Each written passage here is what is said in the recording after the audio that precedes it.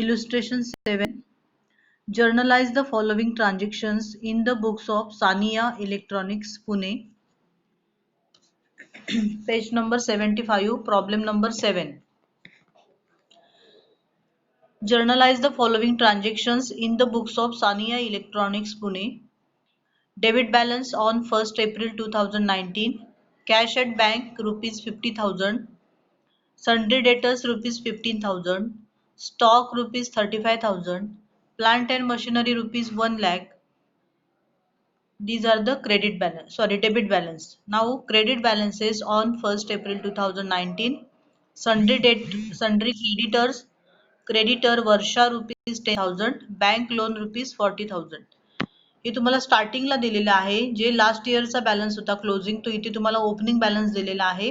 Debit balance आणि credit balance. Okay, तर आता डेबिट बॅलन्सला कोणकोणते काय काय आहे बघा. डेबिट बॅलन्सला तर cash at bank 50,000, sundry debtors 15,000, stock 35,000, plant and machinery 1 lakh. हे सगळे डेबिटला लिहायचे आहेत, कारण का हे डेबिट बॅलन्स दिलेला आहे तुम्हाला. तिथे फक्त तुम्हाला ते डेबिटला लिहायचे आहेत की cash at bank account debit 50,000, sundry debtors account debit 50,000. कळतंय का? सगळे डेबिटला तुम्हाला त्याची जर्नल एंट्री लिहायची आहे. Then credit balances on 1st April 2019. त्यानंतर मग क्रेडिट बॅलन्सेस कोणकोणते आहेत ते बघूया. क्रेडिट बॅलन्स म्हणजे आपण क्रेडिटला जे लिहितो ते बॅलन्सेस आहेत. तर त्याच्यामध्ये सन्ड्री क्रेडिटर वर्षा, आता टू वर्षाज अकाउंट असं म्हटलं तरी चालेल, 10,000. Then bank loan 40,000. Okay, and remaining how many amount is remaining. Every debit has corresponding credit with equal amount. बरोबर ना? आपल्या जर्नल एंट्रीचं प्रिन्सिपल काय आहे? डबल एंट्रीचं प्रिन्सिपल काय आहे? तर every debit has corresponding credit with equal amount. मग आता बघा डेबिट साईडची टोटल किती होते. डेबिटची टोटल किती होते बघा. 50,000 प्लस 15,000 प्लस 35,000 म्हणजे 50,000 1 lakh. And plant and machinery 1 lakh. म्हणजे टोटल डेबिटची टोटल किती झालेली आहे? 2 lakh झालेली आहे. बरोबर ना? बघा तिथे डेबिटला बघा cash at bank 50,000, sundry debtors and stock 15 plus 35 म्हणजे ते 50 झाले. 50 1 lakh and plant and machinery 1 lakh. अशी टोटल अमाऊंट किती झालेली आहे डेबिटची? 2 lakh झालेली आहे. आणि क्रेडिटला बघा किती आलेले आहेत. Credit balances creditor Varsha 10,000 and bank loan 40,000. म्हणजे टोटल क्रेडिटला किती अमाऊंट आलेली आहे तर 50,000 अमाऊंट झालेली आहे. याचा अर्थ आपल्याला अजून 1,50,000 अमाऊंट आपल्याला जी कमी पडते त्याला आपण नाव काय देणार? To capital account. बरोबर ना? आणि मग तुमचं काय होणार आहे? डेबिट साईड आणि क्रेडिट साईड दोन्ही साईड काय होणार आहेत? इक्वल होणार आहेत. समजलं? जो बॅलन्स आपल्याला जो डिफरन्स येत होता, बॅलन्सिंग फिगर येत होती, त्याला नाव काय दिलं? To capital account. बघा त्याने एंट्री केलेली आहे. Bank account 50,000, sundry debtors account debit 15,000.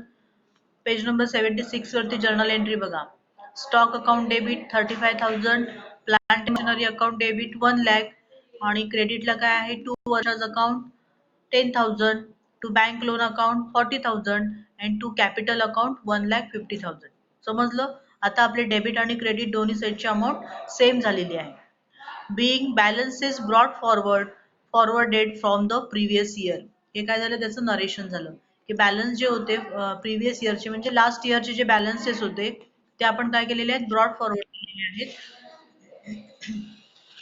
इकडे फॉरवर्ड करून घेतलेले आहेत. ठीक आहे, तर ही पहिली एंट्री झाली. असं स्टार्टिंगला जर बॅलन्स दिला असेल तर काही त्याच्यामध्ये घाबरण्याचं कारण नाही. जे डेबिट बॅलन्स आहे तो डेबिटला लिहायचा, जो क्रेडिट बॅलन्स आहे तो क्रेडिटला लिहायचा, आणि जो डिफरन्स येतो त्याला टू कॅपिटल असं नाव द्यायचं, आणि जेवढी बॅलन्सिंग फिगर येते ती क्रेडिटला लिहायची. समजलं सगळ्यांना? देन नेक्स्ट 2019 एप्रिल 1st, हे करंट इयर आहे. Okay, purchased goods worth rupees 90,000 from Kangana at 12% GST in amount paid by check. अशा प्रकारचे ट्रान्झॅक्शन आपल्या आधी पण झालेले आहेत. बरोबर ना? की purchase goods worth rupees 90,000 from Kangana. आता इट इज कॅश ट्रान्झॅक्शन और credit transaction? Who can tell? हे कॅश ट्रान्झॅक्शन आहे का क्रेडिट ट्रान्झॅक्शन आहे? And amount paid by cheque म्हटलेला आहे. अमाऊंट पेड केलेली आहे बाय चेकने. याचा अर्थ it is Om Kanekar. It is cash transaction or credit transaction? Correct. Cash transaction आहे. अमाऊंट पेड बाय चेक म्हणजेच काय, बँक चेकने पेड केलेले आहे याचा अर्थ अमाऊंट पेड केलेली आहे. पोस्टपोन केलेले आहे का फ्युचर डेटमध्ये, की मी आफ्टर 1 मंथ, आफ्टर 1 वीक मी पेमेंट करेन असं तिने सांगितलंय का? आपण सांगितलंय का कंगनाला? तर नाही सांगितलेलं. आपण इमिजिएटली तिला चेक दिलेला आहे. That's why it is cash transaction. Okay. मग आता एंट्री काय करणार आपण? परचेस गुड्स म्हणजेच काय झालं? Purchases account. Purchase is an, कोण सांगेल entry? Purchase goods worth ₹90,000. Entry काय होणार?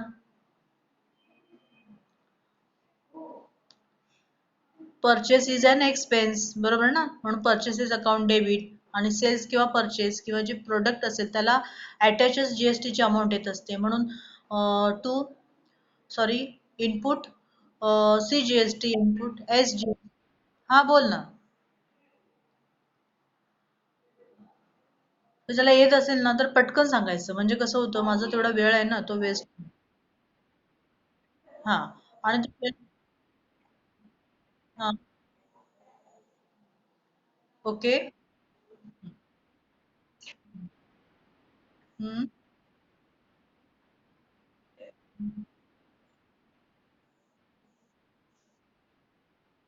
1000 की 1 लाख? 1 लाख, बरोबर ना? 90,000 आहे आणि त्याच्यामध्ये जीएसटी ऍड झालेली आहे, याचा अर्थ ती अमाऊंट आहे ती लॅक मध्ये गेली, बरोबर ना? तर हे असे तुम्हाला त्याची एंट्री तुम्हाला करता येते, बरोबर. कोणाला येत नसेल तर तुम्ही सांगू शकता की purchase account debit, input CGST, input SGST 12% calculate करायचे 90,000 वरती. आणि 12% अमाऊंट आहे त्याचे परत 2 पार्ट्स करायचे, एक एसजीएसटी आणि CGST and central GST and state GST. Okay. Half of amount. आणि त्यानंतर मग चेकने पेमेंट केले याचा अर्थ बँक येणार आहे क्रेडिटला. त्यानंतरचं नेक्स्ट ट्रान्झॅक्शन बघा. Sold goods to Neha ₹30,000 at 18% GST. कोण सांगेल?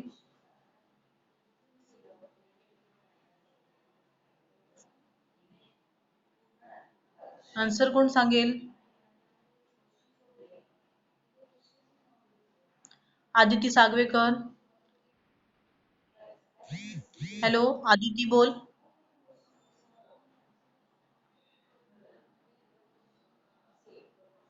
आदिती सागवेकर. ओके. हा बोल बोल. Hmm. Hmm. GST account, correct. Sold goods to Neha, Neha is the receiver म्हणून Neha's account debit, debit the receiver. And sales is an income म्हणून इन्कम काय असतं? Nominal account. All expenses and losses debited and incomes and gains credited म्हणून काय करणार आपण? Credit करणार. ठीक आहे. आणि जीएसटी 18% कॅल्क्युलेट करा. सेल्स असेल तर त्याला अटॅचच जीएसटीची अमाऊंट येणार आहे. म्हणून क्रेडिट साईडला output CGST and output SGST. Amount 18% calculate करा 30,000 वरती. आता 18% कॅल्क्युलेट करता येतं का तुम्हाला? तर 30,000 इंटू 18/100 असं केलं की तुमची 18% अमाऊंट आहे ती तुम्हाला कॅल्क्युलेट करता येते. ठीक आहे.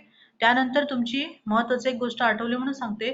तुमची आता फर्स्ट टर्म एक्झाम आहे तर ती नोव्हेंबरमध्ये असणार आहे. नोव्हेंबर मध्ये म्हणजेच नोव्हेंबरच्या स्टार्टिंगला असणार आहे.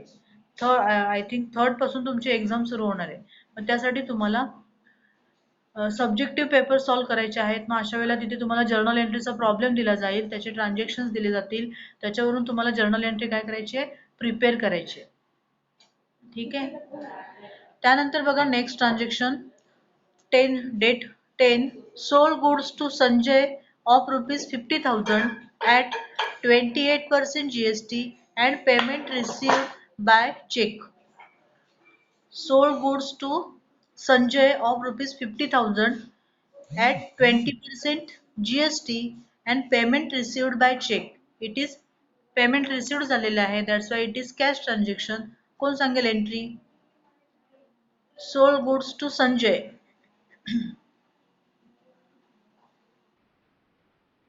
ओके. हम्म.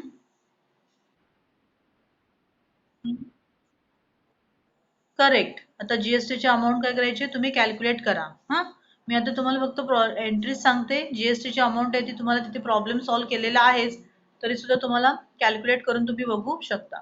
त्यानंतरचं नेक्स्ट बघा 14. Purchase goods for cash ₹50,000 at 18% GST less 10% cash discount. आता आधी जीएसटीची अमाऊंट कॅल्क्युलेट करायची 50,000 वरती. Okay, purchase goods for cash, cash transaction आहे 50,000 वरती 18% जीएसटी कॅल्क्युलेट करा आणि त्यानंतर मग त्या जीएसटीचे 2 पार्ट्स करा, सीजीएसटी अँड एसजीएसटी. आणि त्यानंतर काय करायचं आपल्याला कॅश डिस्काउंट जे अमाऊंट येईल, टोटल अमाऊंट येईल त्याच्यावरती आपल्याला 10% कॅश डिस्काउंट कॅल्क्युलेट करायचा आहे. ओके, मला याची एंट्री त्रिवेणी गुजर सांगेल. फास्ट मध्ये त्रिवेणी. त्रिवेणी आहे का? नेक्स्ट तयार राहायचं आहे कृष्णा.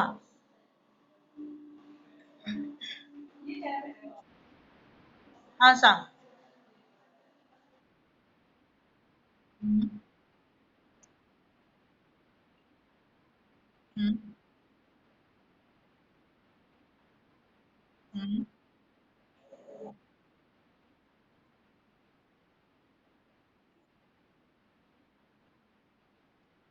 ओके, बरोबर ना. जिथे कॅश तिथे डिस्काउंट, लक्षात ठेवा. जिथे तू तिथे मी, म्हणजेच काय, जिथे कॅश असेल तिथे डिस्काउंट असतो, बरोबर ना. कॅश समजा क्रेडिटला असेल तर डिस्काउंट क्रेडिटला असणार, कॅश डेबिटला असेल तर डिस्काउंट डेबिटला असतो. जनरली तसं तुम्ही थोडंसं निरीक्षण केलं की तुमच्या ते लक्षात येईल. त्यानंतर बघा next transaction paid for advertisement ₹8,000. ॲडव्हर्टाइजमेंटची अमाऊंट आहे ती पेड केलेली आहे. कोण सांगेल? बॉईज मध्ये सांगा मला जरा. Parth Deshmukh. Paid for advertisement ₹8,000. हा, टू कॅश अकाउंट, बरोबर ना. क्रेडिटला असेल तर सुरुवातीला टू लिहितो. Narration being cash paid for advertisement. Okay, being amount paid for advertisement, असं तुमच्या लँग्वेजमध्ये तुम्ही ब्रीफ एक्सप्लेनेशन देऊ शकता, त्याला आपण नरेशन म्हणतो. त्यानंतरचं next transaction purchase a horse for ₹40,000 and paid carriage charges ₹2,000. Horse purchase केलेला आहे. आता मी तुम्हाला याच्या आधी पण एकदा आपल्या याच्यावरती चर्चा झालेली होती की हॉर्स परचेस केला तर ते कोणत्या अकाउंट मध्ये लिहितो आपण, ते मी तुम्हाला सांगितलेलं. ओके, त्याला काय म्हणतो आपण? लाईव्ह स्टॉक अकाउंट, बरोबर ना. करेक्ट. त्रिवेणी मगाशी कुठे गेली होती? मी विचारत होती क्वेश्चन. मग सांग आता एंट्री काय होईल? त्रिवेणी गुजर. त्रिवेणी गुजर.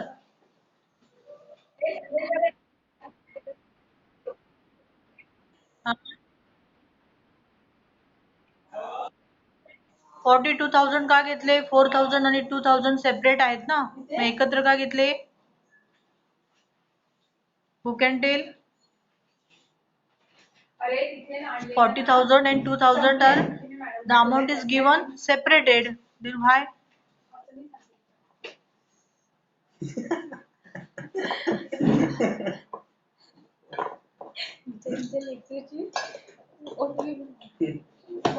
कोण सांगेल?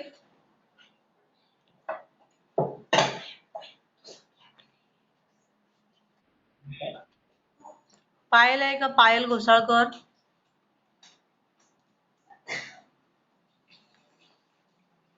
ओके, कोण सांगते? सुजल.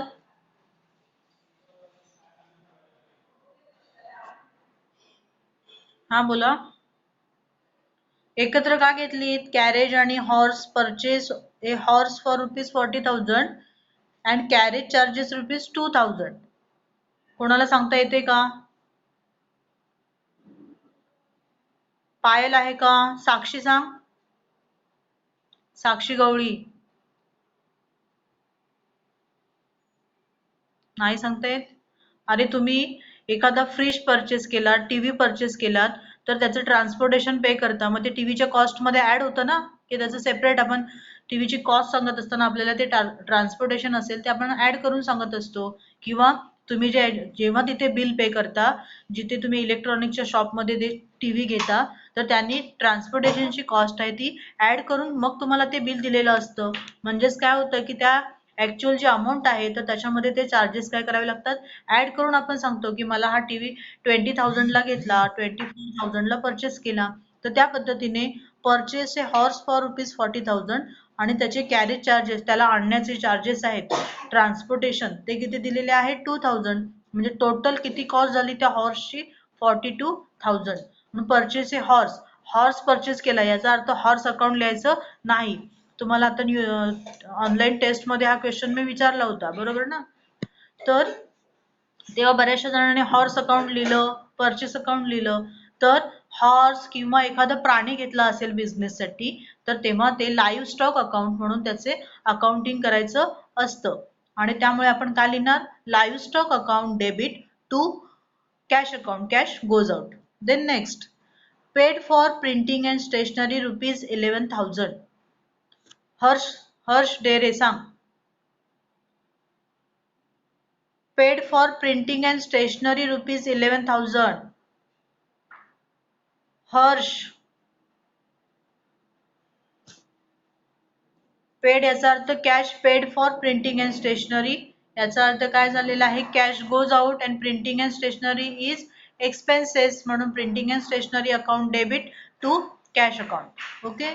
Then 26 number, sold goods to Alok for cash ₹13,000 at 12% GST less 10% cash discount. कोण सांगतोय? Sold goods to Alok for cash ₹13,000. अलोकला गुड्स सोल्ड केलेला आहे for cash, it is cash transaction. काय एंट्री होणार, कॅश कम्स इन, बरोबर ना. And sales is a income. Entry काय होईल,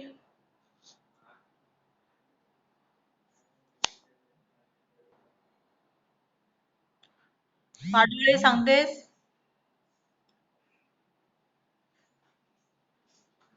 पाडोळे,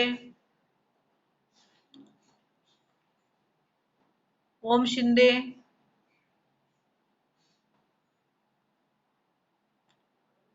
ओके. पायल घोसाळकर बोल. पायल घोसाळकर.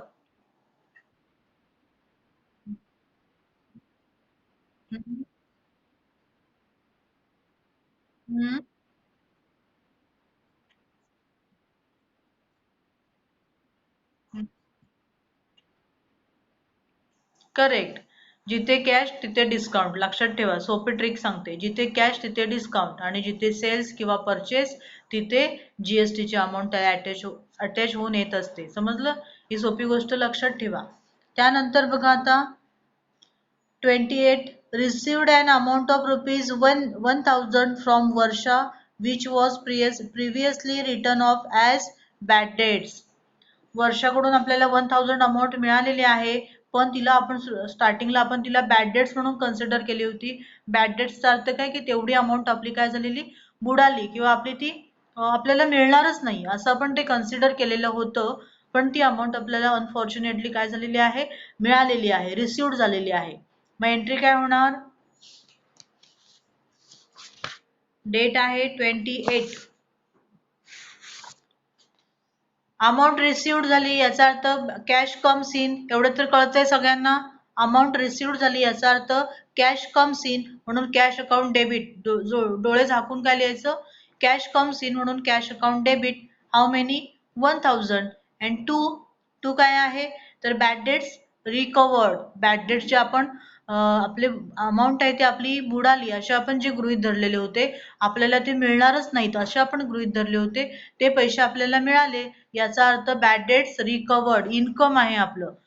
आपण ते आपला लॉस म्हणून आपण गृहीत धरला होता, पण तो आपल्याला ते पैसे मिळाले याचा अर्थ आपला तो इन्कम झाला, म्हणून तो क्रेडिटला. समजतंय, म्हणून to bad debts recovered account 1,000. आणि लास्ट एंट्री आहे, लास्टला मी विचारेन त्यांनी सांगायचंय, हा तयार राहायचंय. नाव सांगते,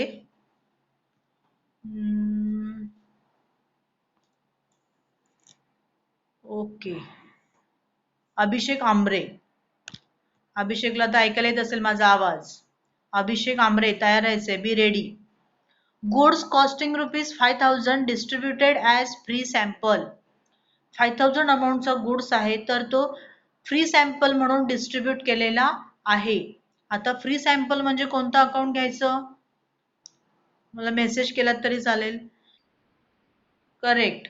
ऍडव्हर्टाइजमेंट म्हणजेच काय, जेव्हा गुड्स फ्री सॅम्पल म्हणून डिस्ट्रीब्यूट केला जातो तेव्हा अकाउंट कोणतं कन्सिडर केलं जातं? Advertisement account. ओके. मग आता मला एंट्री सांगायची आहे. कोणाला मी सांगितलं? Abhishek Amre. What will be the journal entry of this transaction? Date आहे 30.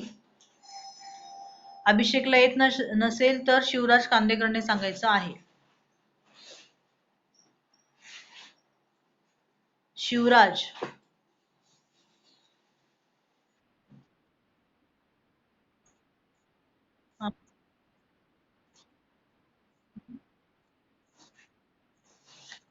Correct. Advertisement account debit 5,000 to goods goes out. बरोबर ना? आपण ऍडव्हर्टाइजमेंट फ्री सॅम्पल म्हणून जेव्हा गुड्स वाटला, सगळीकडे आपण फ्री मधून मध्ये दिला, तेव्हा काय झालं? आपण ऍडव्हर्टाइजमेंट केली, एक्सपेन्स आहे म्हणून ऍडव्हर्टाइजमेंट अकाउंट डेबिट लिहिलं 5,000. पण आता गुड्स गोज आउट म्हणजे गुड्स अकाउंट क्रेडिट येणार आहे. पण आपण गुड्स अकाउंट लिहितो का? तर तसं नाही लिहितो. आपण गुड्सचं का लिहितो? निकनेम लिहितो. बरोबर ना? निकनेम म्हणजे काय? तुमचं जसं निकनेम असतं ना, तसं. की तुमचं नाव असतं पिंट्या, पप्प्या वगैरे असं असतं काय काय. बरोबर ना? तर तसं गुड्सचं निकनेम लिहायचं असतं. काय लिहायचं असतं? Goods distributed as free sample account. आणि मग अमाऊंट लिहिली क्रेडिटला 5,000. Narration Bing goods distributed as free sample. आणि जर्नलचं काय करायचंय तुम्ही? डेबिटची टोटल आणि क्रेडिटची टोटल करायची असते फायनली. आणि ती टोटल तुमची दोन्ही साईडची जर का सेम आली तर तुमची जर्नल एंट्री करेक्ट. आणि समजा 10 मार्क्सचा तुम्हाला प्रॉब्लेम विचारला असेल, आता तुम्हाला 3 नोव्हेंबर पासून तुमची फर्स्ट टर्म एक्झाम आहे, ती सब्जेक्टिव्ह आहे, तुम्हाला पेपर सॉल्व्ह करायचे आहेत. आणि तेव्हा तुम्हाला असे प्रॉब्लेम विचारलेला असेल तर तुम्हाला तो सॉल्व्ह करता यायला पाहिजे. आता जी टेस्ट आहे ऑनलाईन, तर तुमच्यापैकी एक 5 ते 6 विद्यार्थी आहेत त्यांना आउट ऑफ मार्क्स आहेत. म्हणजे त्यांचं जे स्टडी आहे तो प्रॉपर आहे. कारण का, ऑब्जेक्टिव्ह मध्ये एखादा क्वेश्चन समजा इकडचा तिकडे झाला असेल तर लगेच तुमचे मार्क्स कट होऊ शकतात. पण ज्ञानदीपचे बरेचसे विद्यार्थी आहेत त्यांना आउट ऑफच आहेत. तर ज्ञानदीपचे आपले आहेतच, पण त्यासोबत बाहेरचे जे विद्यार्थी आहेत, जे बाहेरच्या शाळांमधून आलेले आहेत त्यांना, तर त्याच्यापैकी पण एका विद्यार्थिनीला आउट ऑफ आहेत. आता कोण आहे ते सगळं रिझल्ट तुमचा डिक्लेअर होईल, सर तुम्हाला डिस्प्ले करतील रिझल्ट, तेव्हा तुम्हाला ते कळेलच. तर थोडंसं कसं आहे की प्रॉपर तुमची त्याच्यावरती कॉन्सन्ट्रेट करा, मग तुम्हाला त्याच्यामध्ये चांगलं यश मिळेल. आणि बोर्डला आपल्याला सगळ्यांना तुमच्यापैकी तरी, माझ्या तरी अपेक्षा आहे की 10 विद्यार्थ्यांनी तरी आउट ऑफ मिळवावेत बोर्डला, अशी माझी तुमच्याकडून अपेक्षा आहे. ठीक आहे. तर आतापासून सगळं व्यवस्थित सगळं हे करा, कुठे काय कसं केलेलं आहे, ती एंट्री कशी आली, त्याच्यामध्ये कोणतं ट्रान्झॅक्शन आहे, कसं कॅल्क्युलेट करायचं. आता एक्झामला तुम्हाला एक टाईप आहे, एक्झाम टाईप, तो कोणता आहे? Calculate the following. मग तिथे तुम्हाला कॅल्क्युलेशन दिलं जातं की calculate the amount of 18% GST on 50,000. मग ते तुम्हाला कॅल्क्युलेट करायचं आहे. आता यावेळेला मी तुम्हाला दिलं नव्हतं, पण मी 12वीच्या विद्यार्थ्यांना तो क्वेश्चन टाकला होता. म्हणजे ऑब्जेक्टिव्ह काय सांगितलं होतं? Calculate the 12% interest on bank loan of ₹80,000 for 3 months, असं मी त्यांना समजा सांगितलं. आणि मग खाली काय दिले? 4 ऑप्शन्स दिले होते, 10,000, 5,000, 12,000, 8,000. मग त्यातलं करेक्ट ऑप्शनला त्यांनी टिक करायचंय. पण आता करेक्ट ऑप्शनला टिक करण्यासाठी त्यांना ते कॅल्क्युलेट करणं गरजेचं होतं. म्हणजे पेपर जरी ऑब्जेक्टिव्ह टाईप असेल तरी सुद्धा त्यांना ते कॅल्क्युलेट केल्याशिवाय त्यांना ते करेक्ट आन्सर कोणता आहे हे समजणार नाहीये. कळलं? तर अशा प्रकारचे क्वेश्चन सुद्धा तुम्हाला याच्या पुढे विचारले जाऊ शकतात. कळतंय? तर हे आपलं हे जे काही प्रॉब्लेम नंबर 7 होता तो इथे आपला संपलेला आहे. त्यानंतर मी प्रॉब्लेम नंबर 8 सुद्धा इथे डिस्कस करणार आहे. ठीक आहे. तर विद्यार्थ्यांनी लेफ्ट व्हायचं नाहीये. मी अजून अटेंडन्स घेतलेली नाहीये. तुम्ही जरी लेफ्ट झालात तरी मी एंडलाच अटेंडन्स घेणार आहे. जेवढे विद्यार्थी प्रेझेंट असतील त्यांचीच अटेंडन्स लागेल, हे लक्षात घ्या. त्यानंतर बघा problem number 8, page number 78. Okay. Journalize the following transactions in the books of Raymond for the month of April 2019. 2019 April 1st. एकच मिनिट हा, मी जरा माझं रेकॉर्डिंग बंद करते, नाहीतर ते साईज खूप मोठी होईल.